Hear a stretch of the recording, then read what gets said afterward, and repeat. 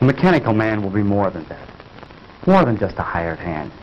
Can't you see what this will mean to the world? He'll relieve men from dangerous jobs in all lines of hazardous work. There'll be no more deaths from cave-ins and mines. No losses from construction men falling to their deaths from skyscrapers. He'll take his place in these and many other positions where men lose their lives daily. Why, carefully directed, he'll be the greatest insurance to world peace that has yet been thought of. No. I haven't invented this man to be used as a handyman around the house. Of course, I didn't mean that. No, Madge. The mechanical man will be the answer to our future national security. I'll build thousands of them.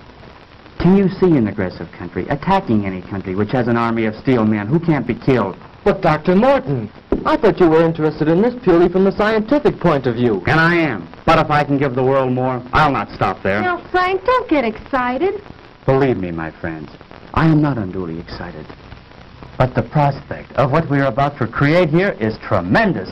I can't help being carried away. Why don't you try 'em out, Pop? You're right, Barry. I won't let myself get carried away until we see if we really do have a mechanical man who can do all these things. You mean you're going to do it now? Yes, now. Could I help you, Uncle Frank? What could you do? Well, Uncle Frank said we were all going to help him. Didn't you, Uncle Frank? Well, yes, I did, Janet. But I'm afraid there's nothing you girls could do right now except give us your moral support. Is there anything I can do, sir? Yes, James. Would you connect that line for me? The one over there on the other side of the bench. Right. And, John, if you hold this left arm in place, we'll make that final adjustment we were about to make before Mrs. Morton come in. Higher. Certainly, sir. Can I help too, Pop? No, I'm afraid not, son. You stand over there with Mary and Janet. There'll be plenty you can all do later on. Oh, gee, I don't ever get to do nothing. You come over here by me, dear, and stay out of your father's way. Oh, gee. I think we've got it. That should do it, Dr. Morton.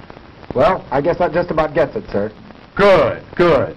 Now we'll see if all our work has been in vain. Here, give me a hand. Oh, Betty, we didn't see you come in, my dear. Darling, you look so pale. I'm all right, Jim. I've been worried about you, but Mrs. Morton said to leave you alone for a few minutes. Yes, I'm afraid I've been behaving rather badly. Everything seems to be getting on my nerves now.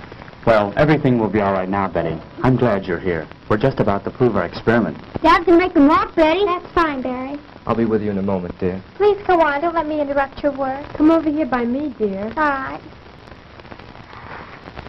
Now, James, if you throw the switch up there. Right.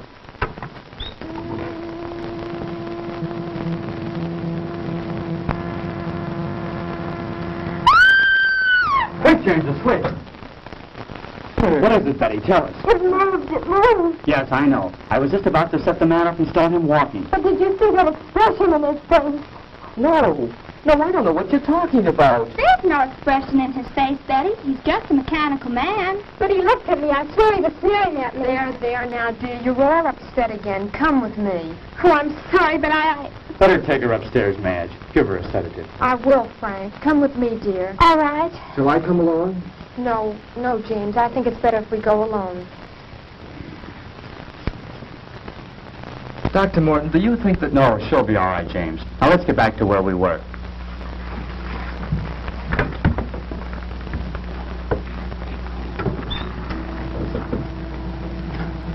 Hey, Pop, he moved. I believe it's working, Dr. Morton. Oh, Frank, he does move. He does. Mary, let go of my arm. You're pinching me. Isn't it wonderful? He moved. He really moved. Now we'll see how he reacts to my directions. Oh, Frank, he almost seems human. Yes, this exceeds my wildest hopes. He's strong, too. Just feel the resistance in his arm. I can see what Betty meant now. I could swear I saw him sneer just then. That's nonsense. This is a man of steel, John. He has no mind, no willpower of his own. You're all overwrought. As you know, he's controlled by voice impulse. Take one step forward. Wonderful. Wonderful. Now walk forward. Return to the bench. I said return to the bench. Stop him, James. Back. Back to the bench. Oh, so that's the way you want it.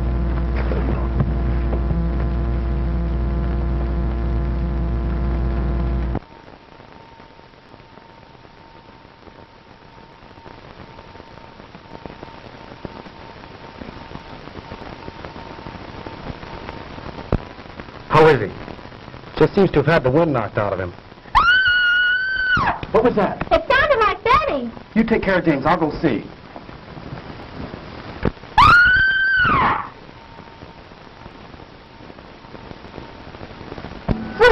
Frank! Madge, what is it? Oh, it was terrible, terrible. The mechanical man. What about him, Mrs. Morton? He came into the room where Betty was resting. Go on. And he scooped her up in his arms and he carried her off. I came running down here as fast as I could. Come on, John. We've got to stop that thing. Yes, sir.